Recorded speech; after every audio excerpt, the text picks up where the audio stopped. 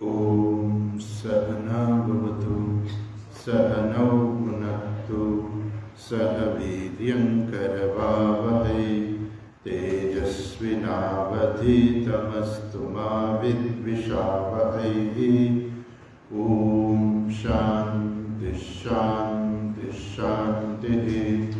श्रुतिस्मृतिपुराणानाम् आलयं करुणालयं नमामि भगवत्पादं शङ्करं लोकशङ्करं शङ्करं शङ्कराचार्यं केशवं बादरायणं सूत्रभाष्यकृतो वन्दे भगवन्तौ पुनः पुनः।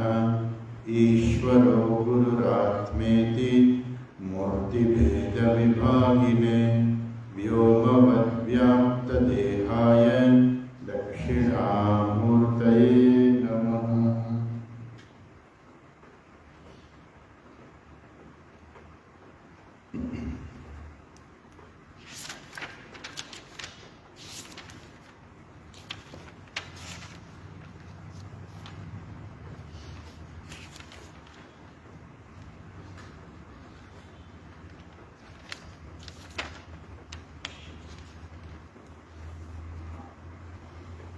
सच्चिदानन्दरूपाय विश्वोत्पत्त्यादिहेतवे तापत्रयविनाशाय श्रीकृष्णाय वयं नुमः। यं प्रव्रजन्तमनुपेतमपेतकृत्यं द्वैपायनो विरहकातर आजुहाव पुत्रेति तन्मयतया तरवोऽभिनेन्दुः तं सर्वभूतहृदयं मुनिमानतोऽस्मि।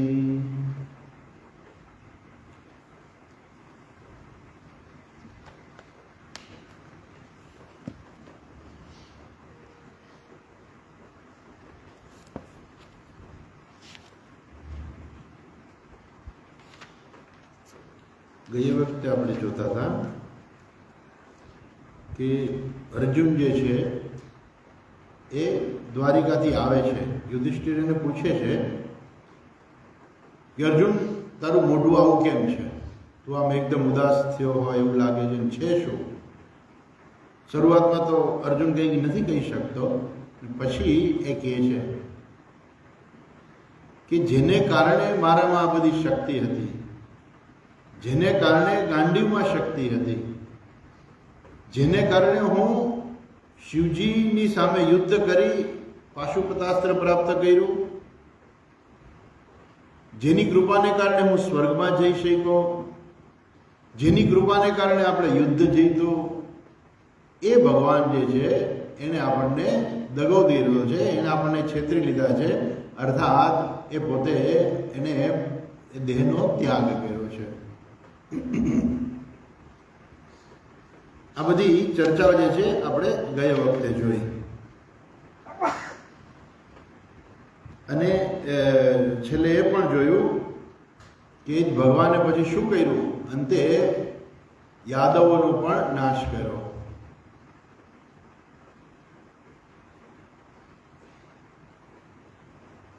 યાદવોને બ્રાહ્મણોનો પણ શ્રાપ હતો. એ વખતે આપણે વાત કરી હતી એ પ્રમાણે કે એક યાદવ જે છે એ બ્રાહ્મણની મશ્કરી કરે છે, એક પુરુષને જે છે સ્ત્રીના કપડાં પહેરાવી અને પછી એને કહે છે કે આ સ્ત્રીને તમે તો બહુ ઋષિ જાણકાર છો ને, તો તમે કહો કે આ સ્ત્રીને પુત્રની પ્રાપ્તિ થશે કે પુત્રી થશે. પહેલાં તો દુર્વાસા ઋષિ હતા, એને ધ્યાનમાં જોયું કે આ તો મારી બનાવટ કરે છે, એને શ્રાપ આપી દીધો કે આના શરીરમાંથી મૂષળ નીકળશે અને એ મૂષળ જે છે એ તમારા બધાનો નાશ કરશે. એક બ્રાહ્મણનો શ્રાપ હતો, બીજો ગાંધારીનો શ્રાપ હતો.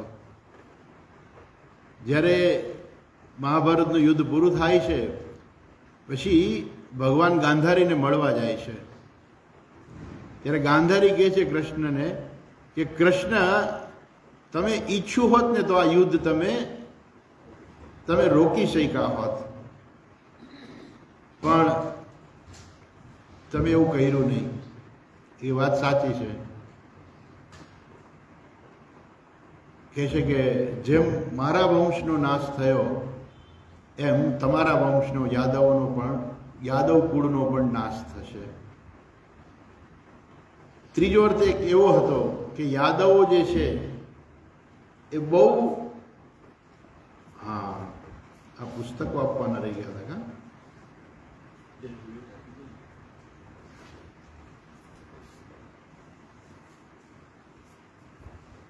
પછી આજે ટેબલ ઉપર રાખી દેજો. પેજ નંબર 104 ઉપર નીચે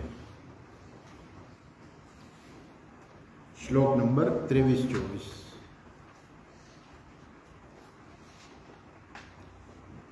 બાવીસ, 23 અને 24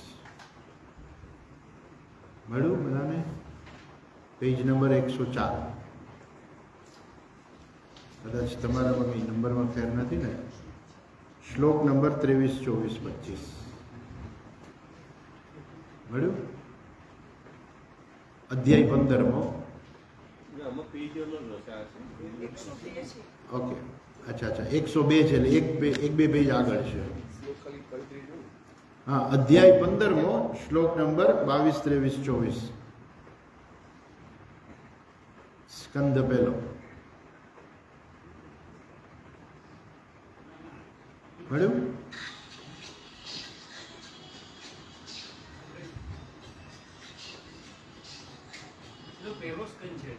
હા, પહેલા સ્કંદમાં. મળ્યું? અધ્યાય 15મો. એટલે ઉપર તમે પેજ નંબર જોશો ને તો આવી જશે. 100, 101, 2, 3, 4 માં તમે જુઓ. 129 ની આસપાસ. એટલું બધું છે? એક કોપી મને આપશો? 22, 23, 24 છે ને? આપે છે. હવે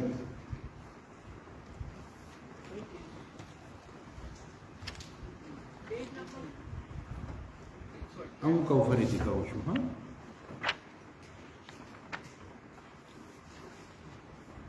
તમારે 134 આવે છે, બરાબર છે.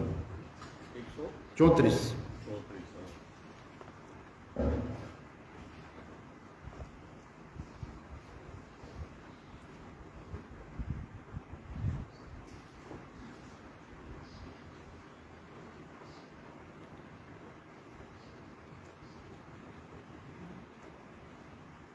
બીજું કે યાદવોને કોઈ મારી શકે એમ હતું નહીં, અને યાદવો જે છે મદોન્મત્ત થયા હતા, અર્થાત એક કંટ્રોલ બહાર જતા રહ્યા હતા. આવી રીતે બ્રાહ્મણ ઋષિમુનિઓની મશ્કરી કરે છે, એટલે ઋષિનો શ્રાપ હતો, ગાંધારીનો પણ શ્રાપ હતો, અને સમય પણ એવો આવી ગયો હતો કે હવે આ બધાનો જાણે એમ કહેવાય ને કે સંકેલો કરવાનો સમય આવી ગયો હતો. ભગવાન જે હેતુથી આવ્યા હતા એ હેતુ પૂરો થયો, અને જે બધા યાદવો ને જે બધા હતા એ લોકોનો પણ હવે નાશ થવાનો સમય આવી ગયો હતો. એટલે ગાંધારીના મોઢેથી ભગવાન શ્રાપ અપાવે છે ખરેખર તો, કેમ કે ઈશ્વર તો સર્વજ્ઞ અને સર્વશક્તિમાન છે. એટલે શું કરવાનું છે ને શું નથી કરવાનું ભગવાનને બધી જ ખબર હોય. એટલે ભગવાને શું કર્યું કે ભગવાને ગાંધારીના મોઢેથી શ્રાપ અપાયો, ભગવાને ઋષિના મોઢેથી શ્રાપ અપાયો કે હવે અંત સમય એ લોકોનો પણ આવ્યો છે, એ લોકોને પણ એમના સ્થાનમાં જવાનું છે, એનો પણ સમય આવી ગયો છે. એટલે યાદવા સ્થળી થઈ, પેલું જે મૂષળ જે પહેલાંના શરીરમાંથી નીકળ્યું એને એ લોકો બધા ઘસી નાખે છે કે ભાઈ કોઈને મારી ન નાખે એટલા માટે થઈને, પણ ઘસી નાખે છે એ જ્યાં એ આપણે સોમનાથ પાસે જે છે ત્યાં એ લોકોએ પેલું ઘસી નાખ્યું, અને એ ઘસ્યું ને એનું જે પાણી નીકળ્યું, પાણીમાં ઘસવું પડે ને એટલે એ જે પાણી હતું એમાંથી ઘાસ ઉગ્યું અને એ ઘાસ એવું નીકળ્યું, અણીદાર ઘાસ એકદમ ઉગ્યું એમાંથી. પછી એક વખત બધા યાદવો મદોન્મત થયા અને એ લોકો અહીંયા આવે છે અને એવું જ માને છે કે આપણે જે છે સામેની વ્યક્તિને અંદરો અંદર એ ઝઘડી પડે છે, સામેની વ્યક્તિને ઓળખી નથી શકતા કે આ કોણ છે, કારણ કે એટલો બધો દારૂ પીધો હતો એ લોકોએ. અહીંયા કહે છે વારુણીમ મદિરામ પીત્વા મદોન્મત મથિત ચેતસામ. એનું ચેતસ છે, એનું મન છે, કંટ્રોલ બહાર જતું રહ્યું અને એ લોકોને ખબર નથી કે સામે કોણ છે અને એવા ગુસ્સે થઈ ગયા કે એકબીજાને મારવા માંડ્યા અને આ રીતે એકબીજાને મારીને આખો યાદવ વંશ જે છે એ નાશ પામ્યો. વધવામાં ભગવાન વધ્યા. એક કથા એવી છે કે ગઈ વખતે આપણે જોઈ હતી, જરાક ફરીથી યાદ કરી લઈએ કે એ પેલું મુસળ હતું એ ઘસી નાખ્યું, પછી છેલ્લે કટકી વહી. એ કટકીનો એ લોકોએ દરિયામાં ઘા કરી દીધો. દરિયામાં માછલી એ ગળી ગઈ, માછીમારે માછલીને પકડી અને એમાંથી એ કટકી નીકળી. એ કટકી પહેલાં જોયું કે આ તો શિકાર કરવામાં કામ લાગે એમ છે, એટલે શિકાર કરવા માટે એને બાણમાં એની ઉપર ઝેર લગાડીને એ ઉપર એ કટકી ચોંટાડી દીધી. બાણ તરીકે એનો ઉપયોગ કર્યો અને એમાં ઝેર લગાડ્યું અને પારધી જે છે એ હરણનો શિકાર કરવા નીકળ્યો. ભગવાન જે છે ઝાડ નીચે બેઠા હતા પગ ઉપર પગ ચડાવીને, તો દૂરથી પેલા પારધીને એવું લાગ્યું, શિકારીને એવું લાગ્યું કે આ હરણ છે, એવું સમજીને એણે બાણ મારી દીધું.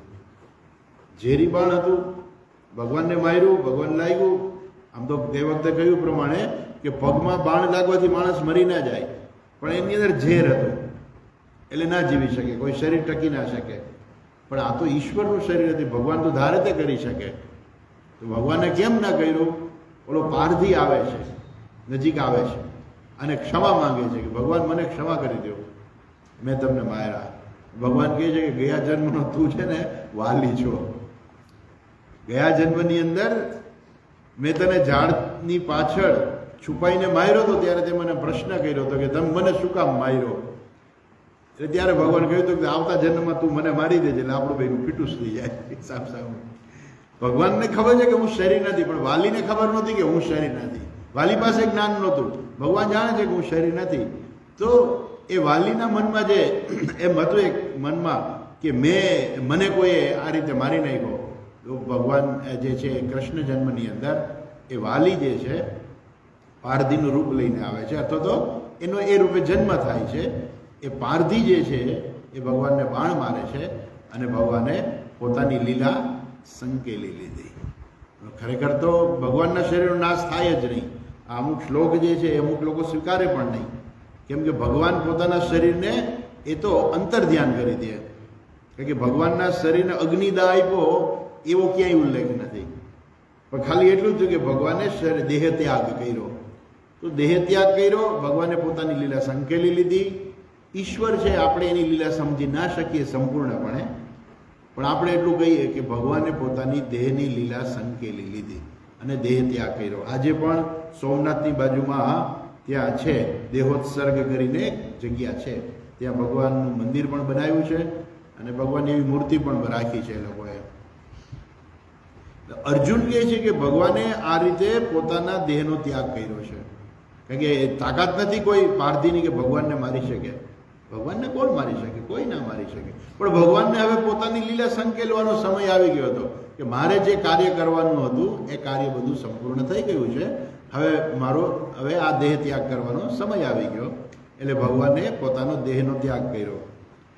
અર્જુને જોયું, આ બધું જોયું એટલે એ ગયો હતો ને દ્વારિકા, ત્યારે એને ખબર પડી, જાણ્યું બધું કે બધું આવું બની ગયું. પછી અર્જુન જે છે એ બધી ગઈ વખતે આપણે ચર્ચા કરેલી કે બધી સ્ત્રીઓ જે હતી એને લઈને અર્જુન આવતો હતો, યાદવોની સ્ત્રીઓને લઈને. તો બધા કાબાઓ જે છે એને લૂંટી લે છે.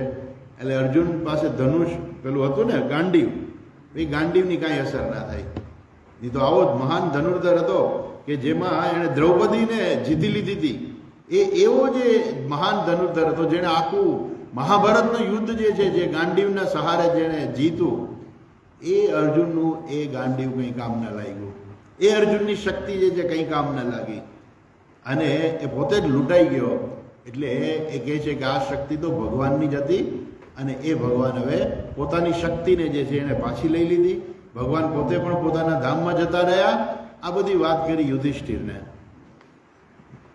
પછી એક એ વખતે આપણે જોયું કે ખરેખર તો શું છે, પ્રાયેણ એતદ ભગવતઃ ઈશ્વરસ્ય વિચેષ્ટિતમ. ખરેખર તો આ ભગવાનની બધી લીલા છે. મિથો નિઘ્નંતિ ભૂતાની ભાવયંતિ ચ યન્મિથઃ. આ જગતની અંદર જે છે શું છે, આ બધા પ્રાણીઓ જે છે એ એકબીજાનું ભોજન બની જાય છે. આપણે કહીએ ને જીવો જીવસ્ય ભોજનમ, એમ એકબીજાને મારે છે. એમ આ બધા યાદવોએ પણ એકબીજાને મારી અને એ લોકોએ પણ લીલા સંકેલી લીધી. અચ્છા, હવે કહે છે કેવી રીતે આગળ કહે છે, હજુ પણ કહે છે કે ભગવાને આ બધું કેવી રીતે કર્યું કાર્ય.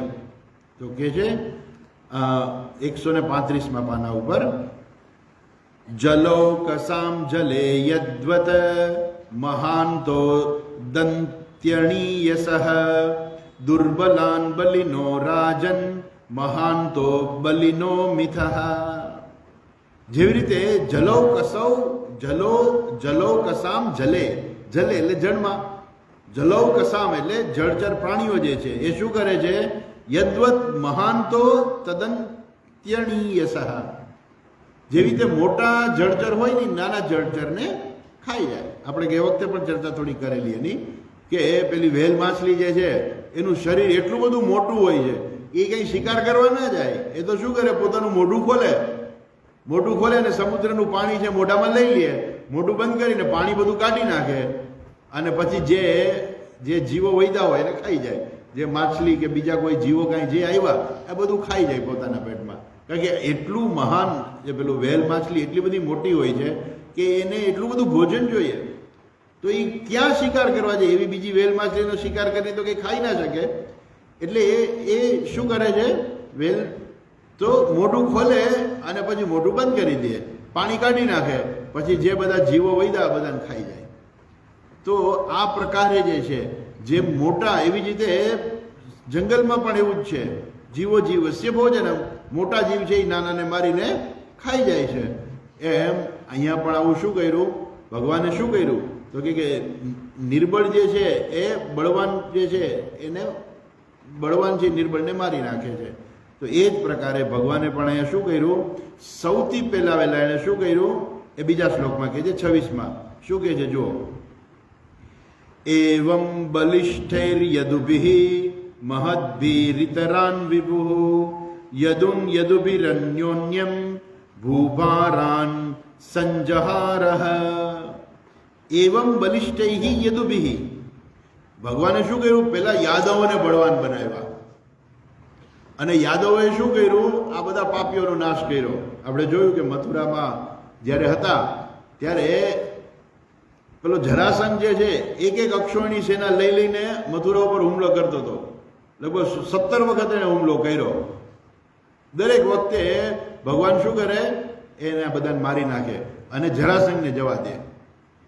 ત્યારે બલરામજીએ પૂછ્યું ભગવાનને કે કૃષ્ણ, આ બધા આ જરાસંઘને શું કામ જીવતો જવા દે છે તું? તો કહે છે કે આપણો જન્મ છે ને પાપીઓનો નાશ કરવા માટે થયો છે અને આ જરાસંઘ શું કરે છે, એ બધા પાપીઓને શોધીને લઈ આવે છે. એટલે આપણે એને મારવા બહુ સહેલા થઈ જાય છે. એટલે યાદવોને શક્તિશાળી બનાવ્યા કે જેથી એ બધા પાપીઓનો નાશ થઈ જાય. અને પછી શું કર્યું, પછી એ જ યાદવો જે છે, આ ભૂભાર જે છે એને ભગવાને લઈ લીધો. ભૂભાર જે છે એ પૂરું થઈ ગયું. પછી ભગવાને શું કર્યું, ભગવાને કારણ કે યાદવોને કોઈ મારી ના શકે, એટલે ભગવાને એકબીજા યાદવોને જ લડાવ્યા અને એકબીજાને મારી નાખ્યા એ લોકોએ. એટલે આ રીતે યાદવોનો પણ નાશ થઈ ગયો અને પાપીઓનો પણ નાશ થઈ ગયો. આ રીતે ભગવાને સંપૂર્ણપણે પૃથ્વી ઉપરનો ભાર જે છે ઉતારી દીધો. યદુભિઃ, યાદવોને યાદવો જ વડે, કારણ કે યાદવોને બીજા કોઈ નહોતા મારી શકે એમ. એટલે યાદવોને યાદવ વડે અન્યોન્ય જે છે એકબીજાને મારી અને ભગવાને શું કર્યું, ભૂભારાન સંજહારઃ. ભગવાને પૃથ્વી ઉપરનો જે ભાર છે એ સંપૂર્ણપણે ઉતારી દીધો. હવે અર્જુન હજુ એક વસ્તુ બહુ અગત્યની કહે છે 27મા શ્લોકમાં કહે છે, દેશકાલાર્થયુક્તાની વૃત્તાપોપશમાની ચ હરંતિ સ્મરતશ્ચિત્તમ ગોવિંદાભિહિતાની મે. તમને બોલવું હોય તો હું બોલાવડાવું, ચાલો બોલજો, કારણ કે પુસ્તક બધા પાસે છે. દેશકાલાર્થયુક્તાની દેશકાલાર્થયુક્તાની વૃત્તાપોપશમનાની ચ વૃત્તાપોપશમાની ચ હરંતિ સ્મરતશ્ચિત્તમ હરંતિ સ્મરતશ્ચિત્તમ ગોવિંદાભિહિતાની મે ગોવિંદાભિહિતાની મે. દેશ કાલ અર્થયુક્તાની, દેશકાળ અને દેશકાળ સમય બરાબર છે, એટલે એનું પ્રયોજન, અર્થ એટલે હેતુ. ભગવાને અર્જુનને ઉપદેશ આપ્યો, ગીતાનો ઉપદેશ આપ્યો, પણ એ કેવો હતો? દેશકાલ પ્રયુક્તાર્થ. એટલે એનો હેતુ જે છે એ શું હતો? તો કહે છે કે અર્જુન જે છે યુદ્ધ કરતા કરતા અટકી પડ્યો હતો, એટલે એ જે પોતાના કર્તવ્યથી વિમુખ થતો હતો, એટલે ભગવાને શું કર્યું? એને કર્તવ્ય પ્રમાણે એને યુદ્ધ કરવાનું કહ્યું. ભગવાન કહે છે તસ્માદ યુદ્ધસ્વ ભારત, તસ્માદ યુદ્ધસ્વ ભારત. કેટલી બધી વખત ભગવાન કહે છે અર્જુન તું યુદ્ધ કર, અર્જુન તું યુદ્ધ કર. તો યુદ્ધ કર એ શું છે? દેશકાળ પ્રમાણે છે. ભગવાને કાયમ નહોતો કહેતા કે અર્જુન તું કાયમ યુદ્ધ જ કરજે, એવું નહીં, પણ દેશ અને કાળ પ્રમાણે આ પરિસ્થિતિ એવી છે કે અહીંયા તારે યુદ્ધ કરવું જોઈએ, એટલે તું યુદ્ધ કર. એ પ્રકારે ભગવાને દેશ કાળ પ્રમાણે એને ઉપદેશ આપ્યો. અને અર્જુનના જે છે મનમાં મોહ હતો, એ મોહને પણ એને દૂર કર્યો. તો આ પ્રકારે દેશકાલ અર્થયુક્તાની એ ઉપદેશ કેવો હતો? વૃત્તાપ ઉપશમનાની છે. એ જે છે વૃત્તાપ, હૃદયની અંદર જે સંતાપ હતો, એ સંતાપનું ઉપશમન થાય. અર્જુનના મનમાં જે સંતાપ હતો ને કે આ બધાને હું કેવી રીતે મારું, આ બધા તો પૂજાને લાયક છે, આ બધાની પૂજા કરવી જોઈએ, અને હું મારીશ તો હું તો નરકમાં જઈશ, કેમ કે પૂજાર હા વરી સૂદન. હે ભગવાન, આ તો પૂજાને લાયક છે અને તમે અરિસૂદન છો, તમે રાક્ષસોને માર્યા છે અને આ તો મારે પૂજાને લાયક છે, અને હું કેવી રીતે મારું? ધર્મ સંમૂઢ ચેતાહા, હું ધર્મમાં સંમૂઢ છું, મારું કંઈ ખબર નથી પડતું.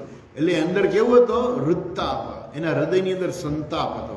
અને ભગવાને શું કર્યું? વૃત્તાપ ઉપશમનાની છે. ભગવાને એના હૃદયનો જે તાપ હતો એને શાંત કર્યો, ઉપશમન કર્યું. હરંતિ સ્મરતશ્ચિત્તમ ગોવિંદાભિહિતાની છે.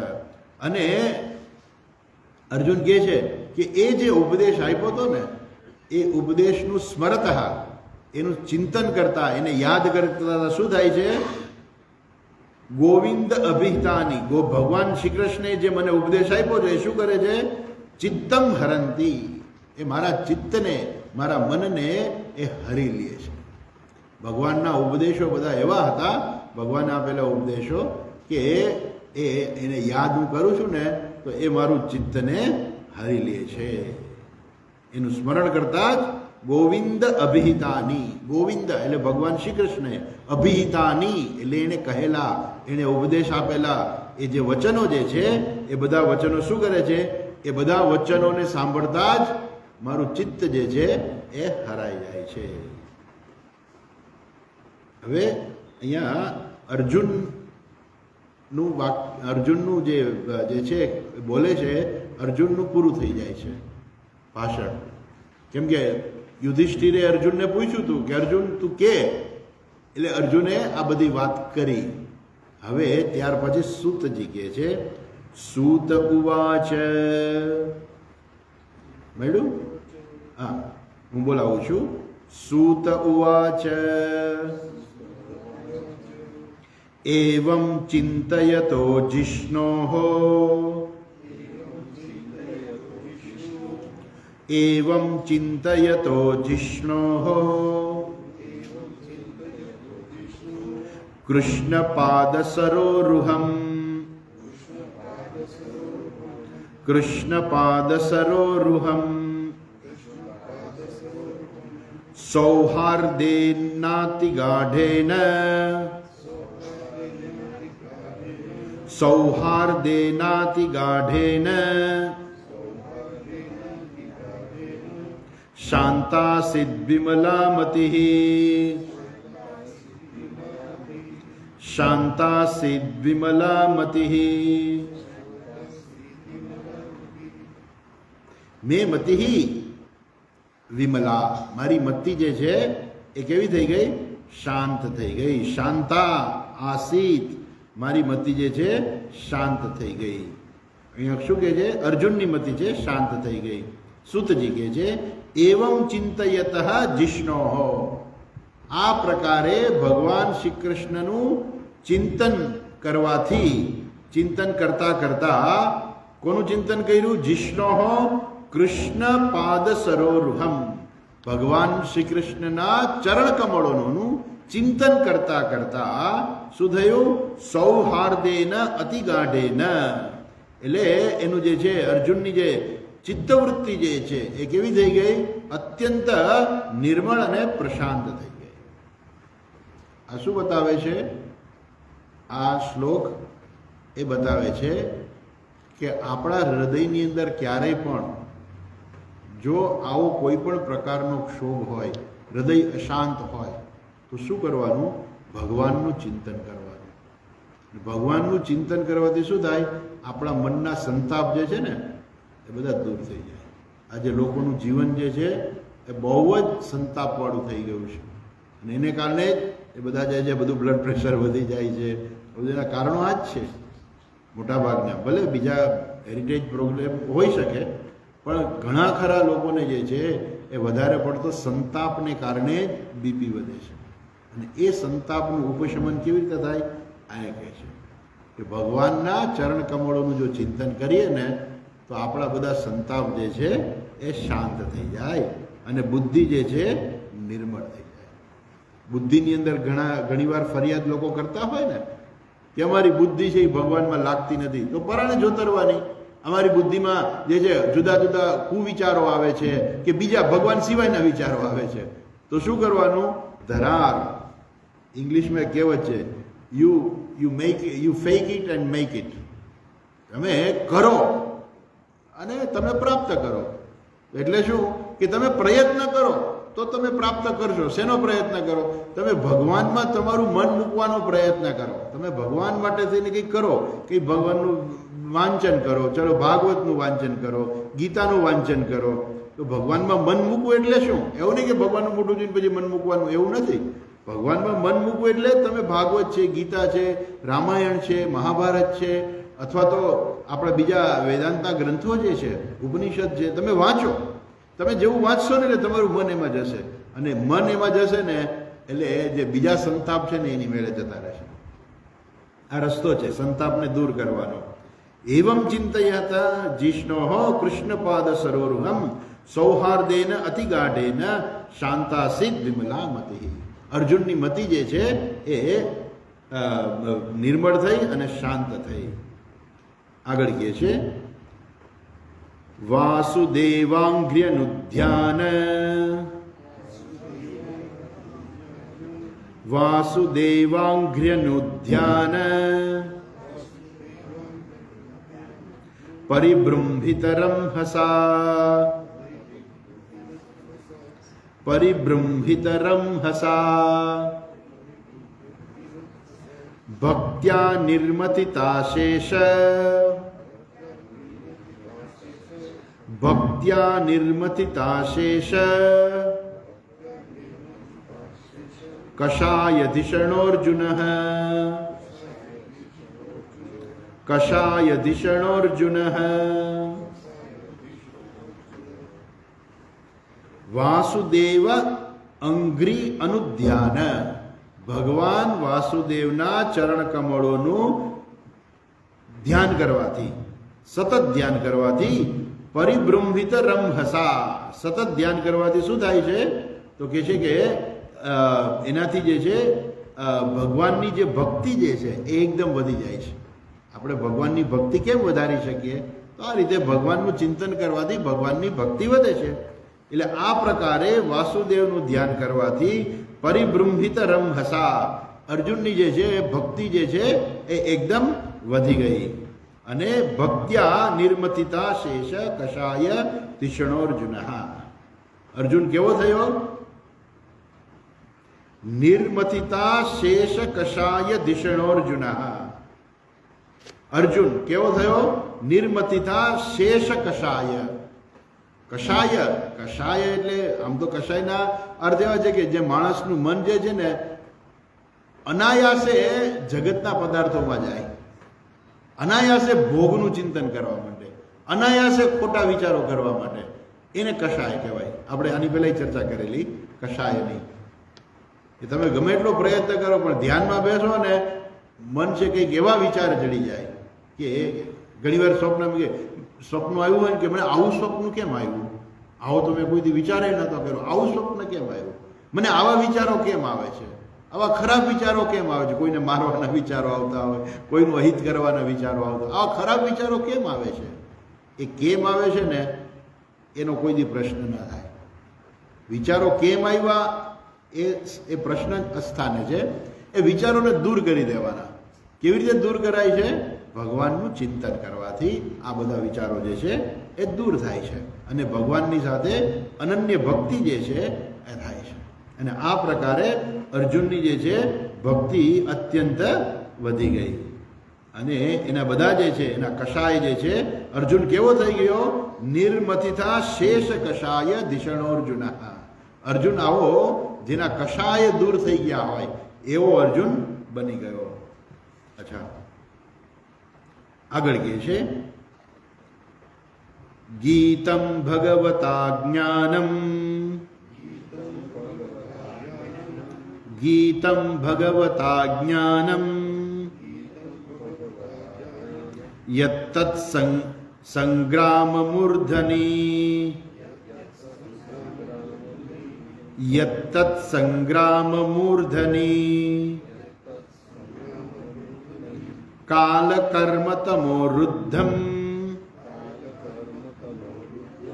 કાલકર્મ તમોરુદ્ધમ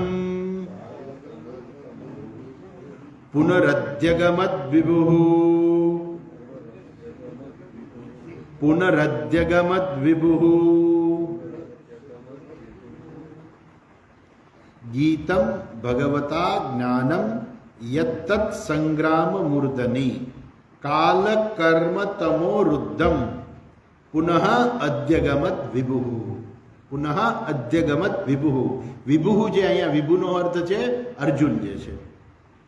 કયું છે? અર્જુનનો છે. અહીંયા અર્જુન અર્થ કરે છે. શું છે કે ગીતા ભગવતા, ગીતમ ભગવતા જ્ઞાનમ, ભગવાને અર્જુનને જ્ઞાન આપ્યું. ભગવતા જ્ઞાનમ, ભગવાને અર્જુનને જ્ઞાન આપ્યું. કેવું? ગીતમ, ગાઈને, એટલે ગાયેલું. ગીતા જે છે ગાયેલી છે એટલે જાણે કે ભગવાને, એટલે આપણે શું કહીએ કે ભગવાને ગીતાનું જ્ઞાન અર્જુનને આપ્યું હતું. બરાબર છે?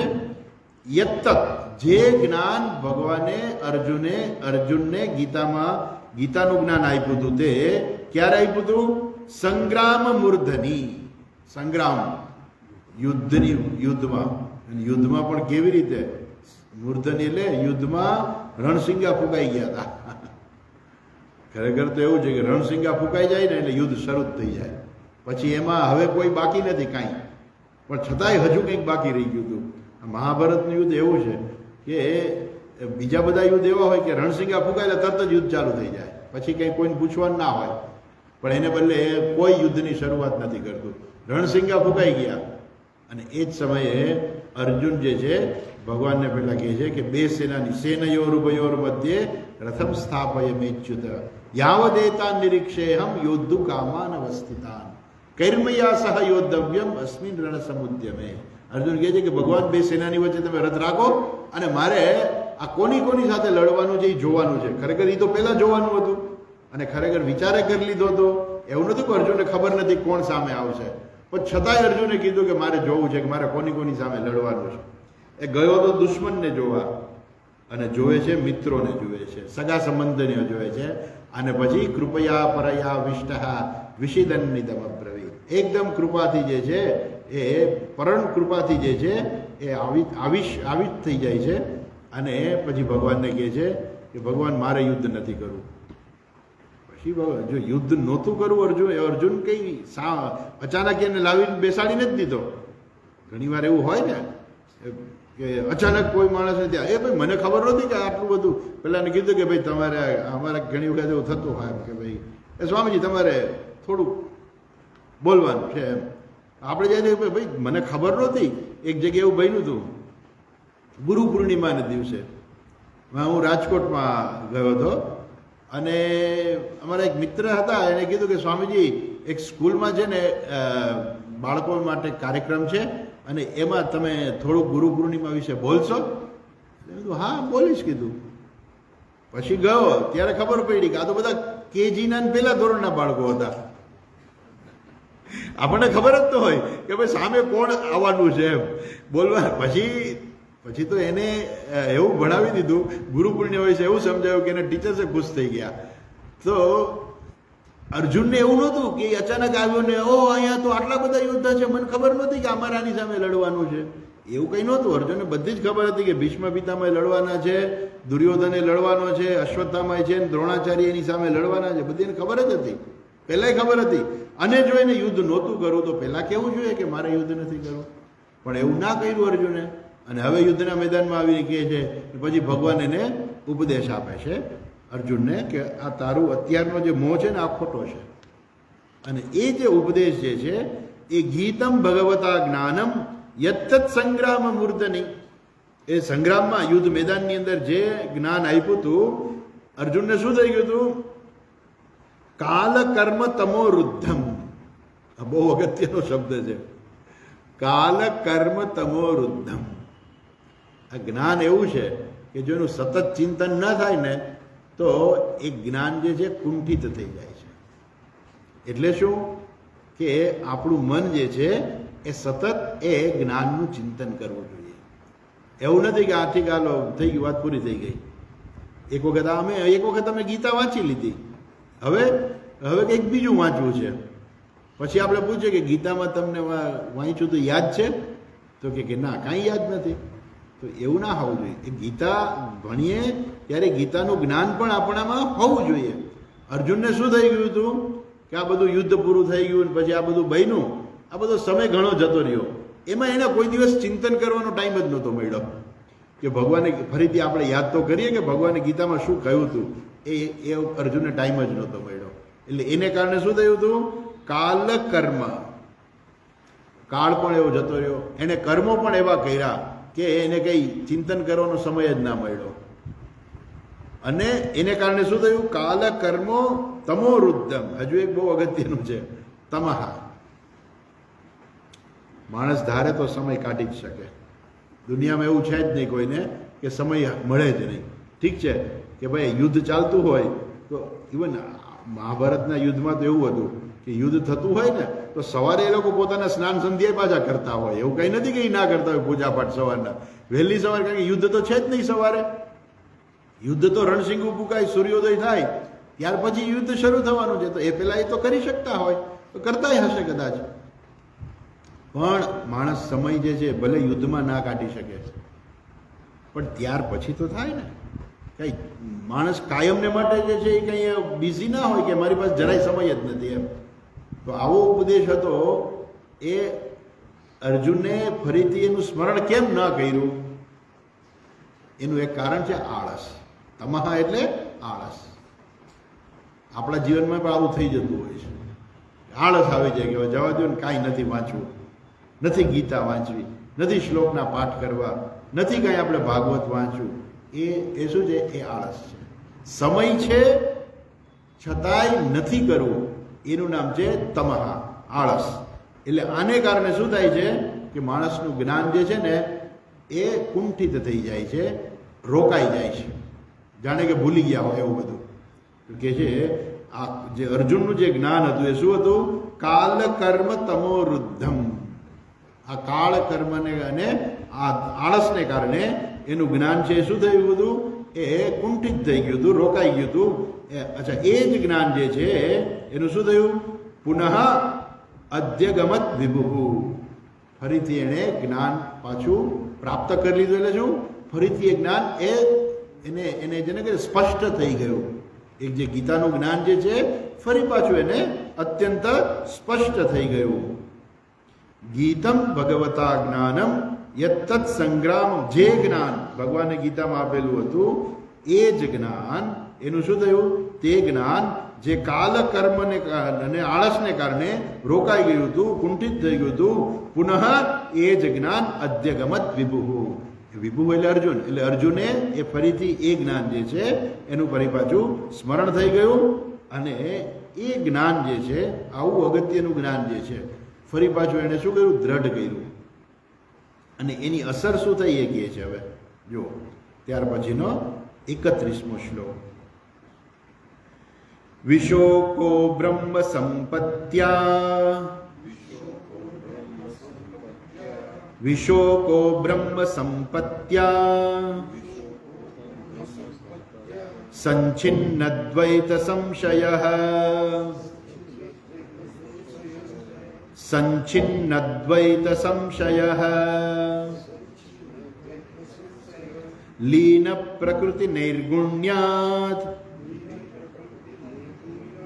લીન પ્રકૃતિ નૈર્ગુણ્યાત અલિંગત્વાદ સંભવઃ. અલિંગત્વાદ સંભવઃ.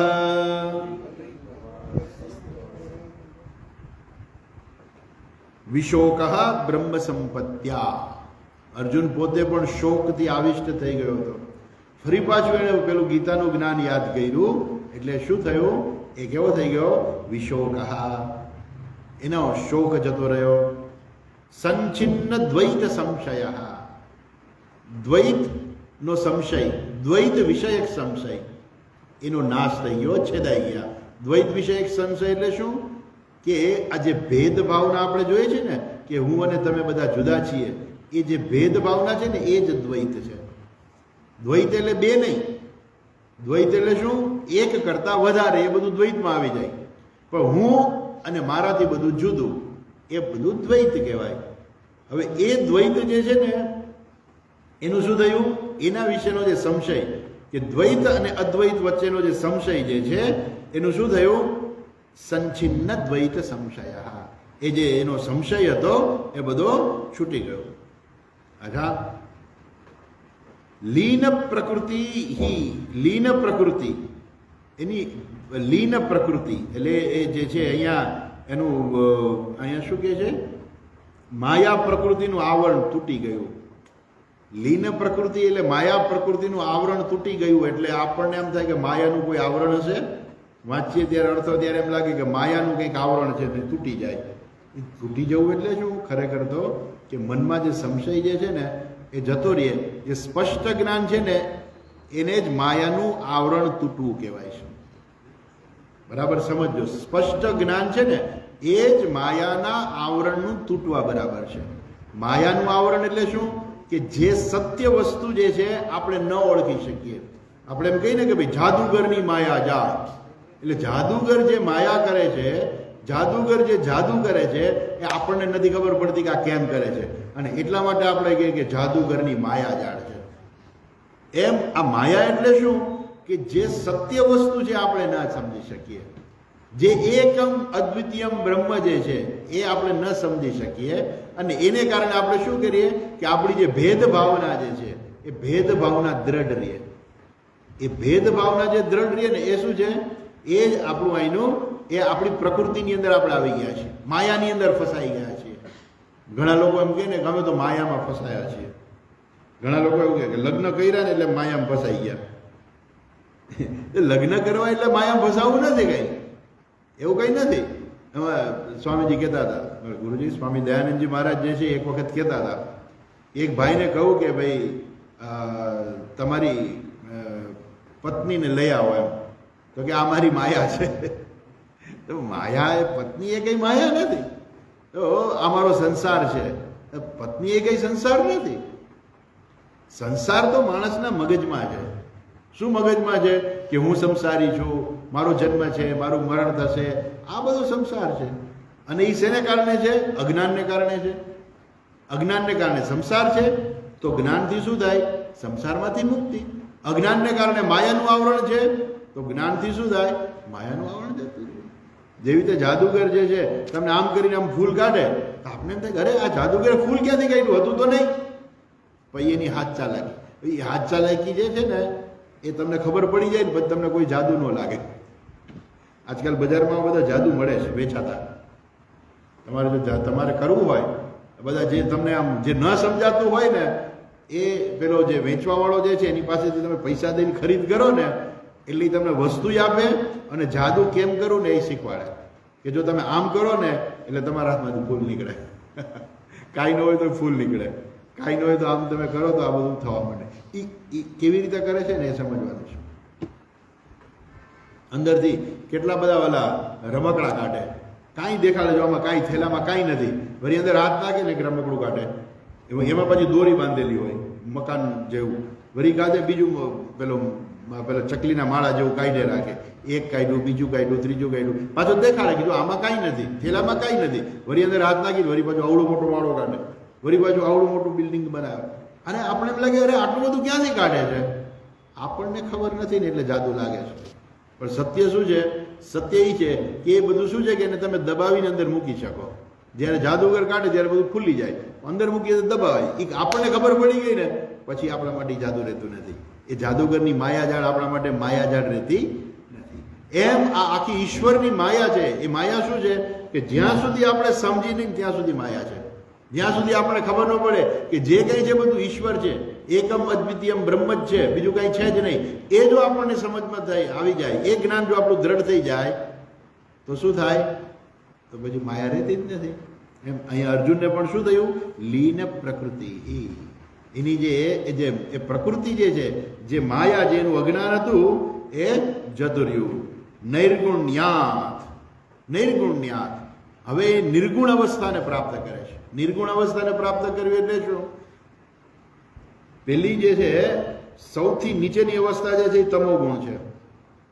એટલે તમોગુણી જે હોય ને એને તમે સત્સંગમાં ન લઈ આવી શકો, કેમ કે સત્સંગ છે એ સત્વગુણ વાળા વ્યક્તિનું છે કામ. એટલે તમોગુણી છે એ સત્સંગમાં ના આવે, એ પૂજા છે, ભગવાનનું નામ છે એ તમોગુણી ના લે. હવે કેમ કે એ સત્વગુણ છે. તમોગુણી ક્યાં આવે? તમોગુણમાંથી પહેલા રજોગુણમાં આવે. એ સારો કહેવાય. રજોગુણ છે તમને પ્રવૃત્તિમાં રાખે. સાવ આળસ, પ્રમાદ, નિંદ્રા, એ માણસ પડ્યો રહેતો એ બધું તમોગુણ છે. પણ કંઈક પ્રવૃત્તિ કરવી એ રજોગુણ છે. પણ જ્ઞાન પ્રાપ્ત કરવું એ સત્વગુણ છે. એ સૌથી શ્રેષ્ઠ છે. એટલે એ સત્વગુણ છે સૌથી શ્રેષ્ઠ છે. પણ ભગવાન શું કહે છે? નિસ્ત્રય ગુણ્યો ભવ અર્જુન. તું ત્રણેય ગુણોથી પર થઈ જા.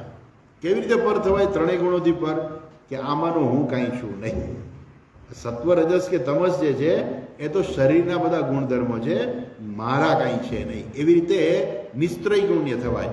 એટલે આ પ્રકારે અર્જુનને જ્ઞાન પ્રાપ્ત થયું, એને કારણે નિસ્ત્રય ગુણ્ય થયો. નિસ્ત્રય ગુણ્ય થયો એને કારણે શું થયું? એની પ્રકૃતિ જે છે લીન થઈ ગઈ. પ્રકૃતિ લીન થઈ ગઈ એટલે એનું જે અજ્ઞાન છે એ બધું જતું રહ્યું. અને આ જે માયા જે છે, માયામાંથી એને મુક્તિ મળી ગઈ, અર્થાત એ મુક્ત થઈ ગયો માયામાંથી. અલિંગત્વાદ અસંભવ. અને પછી શું થયું? એનું જે અલિંગત્વાદ, અહીંયા જે લિંગ જે છે, લિંગ શરીર, ખરેખર આમાં ટ્રાન્સલેશનમાં એવું લખે છે કે સૂક્ષ્મ શરીરનો ભંગ થયો. લિંગ શરીર એટલે સૂક્ષ્મ શરીરનો ભંગ થયો. પણ સૂક્ષ્મ શરીરનો ભંગ ના થઈ શકે. સૂક્ષ્મ શરીર જે છે એટલે શું છે? પહેલા સૂક્ષ્મ શરીરને સમજવું પડે. સૂક્ષ્મ શરીર કોને કહેવાય? આ આપણું સ્થૂળ શરીર છે, એની અંદર રહેલું એક સૂક્ષ્મ શરીર છે. અને એ સૂક્ષ્મ શરીર જ્યારે માણસનું મૃત્યુ થાય ને ત્યારે નીકળી જાય. અને જે જાય, જેને આપણે જીવાત્મા કહીએ, એ ખરેખર સૂક્ષ્મ શરીર છે. હવે એ શરીર જે છે એનો ભંગ ન થાય ક્યારેય. જ્યાં સુધી માણસને મોક્ષ પ્રાપ્ત ન થાય ત્યાં સુધી સૂક્ષ્મ શરીર રહે. અને જ્યારે મોક્ષ પ્રાપ્ત થાય ત્યારે સૂક્ષ્મ શરીરનું વિઘટન થઈ જાય અને સૂક્ષ્મ પંચમહાભૂતમાં ભળી જાય. હવે જો સૂક્ષ્મ શરીરનો ભંગ થઈ જાય તો માણસ જીવી ના શકે.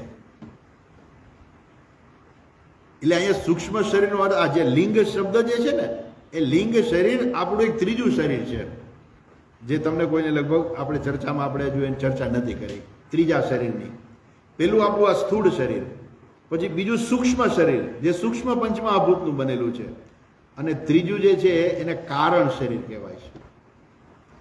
એ કારણ શરીરને અહીંયા લિંગ શરીર તરીકે બતાવવામાં આવ્યું છે. ખરેખર તો કારણ શરીર એ શું છે? એ આ બે શરીરનું કારણ છે, એટલે એને કારણ શરીર કહેવાય છે. અને કારણ શરીર એટલે ખરેખર કોઈ વસ્તુ છે જ નહીં. કારણ શરીર એટલે માત્ર ને માત્ર અજ્ઞાન. અજ્ઞાનને કારણ શરીર કહેવામાં આવે છે. કેમ કે બે શરીરનું કારણ છે. અજ્ઞાન છે એટલે જન્મ મૃત્યુનું ચક્ર છે. જન્મ મૃત્યુનું ચક્ર છે એટલે સૂક્ષ્મ શરીર પણ છે. સૂક્ષ્મ શરીર છે એટલે સ્થૂળ શરીર આવે છે. સ્થૂળ શરીર છોડી દો તો સૂક્ષ્મ શરીર તો છે જ, પણ એ સૂક્ષ્મ શરીરનું પણ કારણ શું છે? એ છે અજ્ઞાન. અને એને કહેવાય અહીંયા એને લિંગ શરીર તરીકે કહેવું છે. એટલે અહીંયા કહે છે લિંગત્વાદ અસંભવ. અસંભવ એટલે શું? જન્મ મૃત્યુના ચક્રમાંથી અર્જુન છૂટી ગયો. જન્મ મૃત્યુના ચક્રમાંથી છૂટી ગયો એટલે કેવી રીતે છૂટી ગયો? એવું નથી કે અર્જુન મરી ગયો ત્યાં. જન્મ મૃત્યુના ચક્રમાંથી છૂટી ગયો એટલે એને પોતાની જાતને જાણી કે હું મારો જન્મ નથી, મારું મૃત્યુ પણ નથી. આ જન્મ અને મૃત્યુ એ તો શરીરના છે, મારા નથી. અને એ પ્રકારે જન્મ મૃત્યુના ચક્રમાંથી અર્જુન છે છૂટી ગયો. નિશમ્ય વિશોક બ્રહ્મ સંપત્ત્યા. બ્રહ્મ જ્ઞાન પ્રાપ્ત થવાથી અર્જુનને બ્રહ્મ જ્ઞાન પ્રાપ્ત થયું, એટલે એનો બધો શોક જતો રહ્યો. સંચિન્ન સંશય દ્વૈત સંશય, જે દ્વૈત વિષયક જેને સંશયો હતા એ બધા છેદાઈ ગયા. લીન પ્રકૃતિ, એની પ્રકૃતિ જે છે લીન થઈ ગઈ, અર્થાત એનું અજ્ઞાન જે છે જતું રહ્યું. નિર્ગુણ્યાત, પોતે નિર્ગુણત્વને પ્રાપ્ત થયો, અને એને કારણે શું થયું? અલિંગત્વાદ અસંભવ. અને એના કારણે એનું જે લિંગ શરીર જે છે, જે કારણ શરીર જે છે, એ કારણ શરીર જે છે એનો અંત આવી ગયો. કારણ શરીરનો તમે અંત કરી શકો છો, કારણ શરીરનો તમે નાશ કરી શકો છો, પણ સૂક્ષ્મ શરીર કે નાશ ન થઈ શકે. સૂક્ષ્મ શરીરનો નાશ ક્યારે થાય? જ્યારે વ્યક્તિનું મૃત્યુ થાય ત્યારે સ્થૂળ શરીરનો નાશ થાય. જ્ઞાન પ્રાપ્ત થવાથી સૂક્ષ્મ શરીરનો નાશ થાય. અને જ્યારે સૂક્ષ્મ શરીરનો નાશ થાય એ ક્યારે થશે? મૃત્યુ પછી. જ્યારે માણસનું મૃત્યુ થાય ત્યારે એના સ્થૂળ પંચમહાભૂત જતા રહીએ અને સૂક્ષ્મ પંચમહાભૂત પણ જતા રહીએ. પણ પેલું લિંગ શરીર છે એ તો જ્ઞાનથી નાશ થઈ જાય. એને નાશ થવામાં કોઈ પ્રોબ્લેમ નથી, ગમે ત્યારે નાશ થઈ શકે. જ્ઞાનથી લિંગ શરીરનો નાશ થઈ જાય. એ લિંગ શરીર એટલે કારણ શરીર, કે જે આ બેયનું કારણ છે એને લિંગ શરીર કહે છે. તો આ પ્રકારે એના લિંગ શરીરનો નાશ થયો, શરીરનો ભંગ થયો. અર્જુન જે છે શોકમાંથી મુક્ત થયો અને સંસારના બંધનમાંથી મુક્ત થઈ ગયો. અસંભવ. અસંભવ એટલે અર્જુન એવો બની ગયો કે જેને હવે જન્મ નથી થવાનો, અર્થાત જે જન્મ મરણના ચક્રમાંથી મુક્ત થઈ ગયો છે. અસંભવ એટલે જે જન્મ મરણના ચક્રમાંથી મુક્ત થઈ ગયો છે એવો અર્જુન. આ બધું છે ને એક જ પેલું કરી દીધું છે. લીન પ્રકૃતિ નૈર્ગુણ્યાત અલિંગત્વ અસંભવ. અસંભવ અર્થાત આ સંસાર મરણના ચક્રમાંથી જે મુક્ત થઈ ગયો છે એનું નામ કહેવાય અસંભવ. સંભવ એટલે શું? જે જન્મ મરણના ચક્રમાં છે, અર્થાત એ ફરી જન્મવાનો છે. જ્યારે અર્જુન જન્મ મરણના ચક્રમાંથી મુક્ત થઈ ગયો. આગળ કહે છે નિશમ્ય ભગવન માર્ગમ. નિશમ્ય ભગવન માર્ગમ સંસ્થામ યદુકુલસ્ય ચ. સંસ્થામ યદુકુલસ્ય ચ સ્વપથાય મતિમ ચક્રે. સ્વપથાય મતિમ ચક્રે નિભૃતાત્મા યુધિષ્ઠિરઃ. નિભૃતાત્મા યુધિષ્ઠિરઃ. નિભૃતાત્મા યુધિષ્ઠિરઃ સ્વપથાય મતિમ ચક્રે. નિભૃતાત્મા યુધિષ્ઠિર. યુધિષ્ઠિર કેવા છે કે જે નિભૃતાત્મા અર્થાત જેના મનમાં હવે એક નિશ્ચય થઈ ગયો છે કે હવે મારે આ કરવું છે, એને અહીંયા કહે છે નિભૃતાત્મા. હવે નિશ્ચય કર્યો છે. શું કર્યું? નિશમ્ય ભગવન માર્ગમ. એણે જોયું કે ભગવાનની પણ હવે ગતિ થઈ ગઈ, એટલે ભગવાને પણ પોતાના સ્વધામ જતા રહ્યા. માર્ગમ સંસ્થામ યદુકુલસ્ય ચ. અને યદુકુળ જે છે એ લોકોનો પણ નાશ થઈ ગયો, અર્થાત સંસ્થામ એટલે એ પણ પોતાના સ્વસ્થાન જતા રહ્યા બધા. હવે સ્વપથાય મતિમ ચક્રે. હવે અમારે શું કરવું? હવે અમારે શું, ક્યાં જવું, શું કરવાનું છે હવે? એના માટે થઈને યુધિષ્ઠિર જે છે એનું બુદ્ધિ છે એના નિશ્ચય થયો. શું થયો? સ્વપથાય, સ્વર્ગાદિ પથાય. હવે એને થયું કે હવે આપણે સ્વર્ગે જવું જોઈએ ચાલીને. તમને કથાની થોડી ખબર તો હશે, એ વસ્તુનો અહીંયા ઉલ્લેખ છે. સ્વપથાય અર્થાત સ્વર્ગના રસ્તે હવે આપણે જવું જોઈએ. સ્વર્ગના રસ્તે જવું જોઈએ એટલે શું? હવે આ બધું છોડી દેવું જોઈએ. બસ હવે સમય આવી ગયો છે. ભગવાને પોતાનું શરીર છોડી દીધું, યાદવો એ બધા જતા રહ્યા, કૌરવો તો યુદ્ધમાં મરાઈ ગયા બધા. હવે અમારે પણ આ બધું શરીર, હવે બધું છોડીને અમારે પણ જતું રહેવું જોઈએ. હવે સમય આવ્યો છે. એવી બુદ્ધિ, એવી નિશ્ચળ બુદ્ધિ જે છે, એવી દ્રઢ બુદ્ધિ એ યુધિષ્ઠિરના મનમાં થઈ કે હવે અમારે જવું જોઈએ. અને આવો વિચાર કરીને એણે નક્કી કર્યું. અને ત્યાર પછી શું થયું એની ચર્ચા છે આપણે આવતીકાલે જોઈશું. હવે કુંતા માતા જે છે એ પણ પોતાના શરીરનો ત્યાગ કરે છે, એની ચર્ચા છે એ કાલે જોઈશું. ઓમ પૂર્ણમદઃ પૂર્ણમિદં પૂર્ણાત પૂર્ણમુદચ્યતે પૂર્ણસ્ય પૂર્ણમાદાય પૂર્ણમેવાવશિષ્યતે. ઓમ શાંતિ શાંતિ શાંતિ. હરિ ઓમ શ્રી ગુરુભ્યો નમઃ. હરિ ઓમ.